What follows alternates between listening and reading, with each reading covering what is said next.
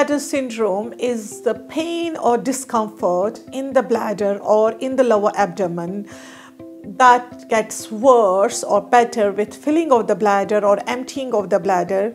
It is quite common. You can have frequency with it, you can have urgency with it. The pain and discomfort gets worse, particularly around periods or after sexual intercourse. Your doctor will diagnose it on the basis of the symptoms. So if you have a bladder symptoms and the discomfort in the bladder, your doctor should be able to diagnose the painful bladder syndrome.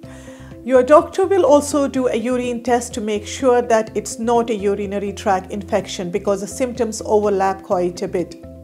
Unless you have any other symptoms like blood in the urine, you do not need any further investigations.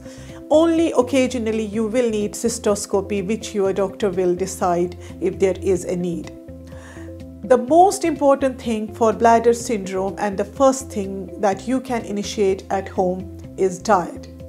You need to avoid diets like alcohol, tomatoes, carbonated drinks, citrusy fruit juices, caffeinated tea and coffee and chocolate. If you avoid these drinks, you will see that there is a significant improvement in your pain.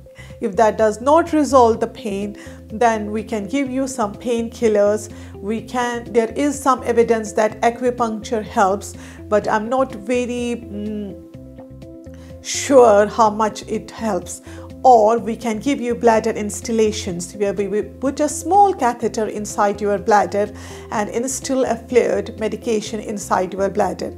In my experience, I find bladder instillations to be very helpful.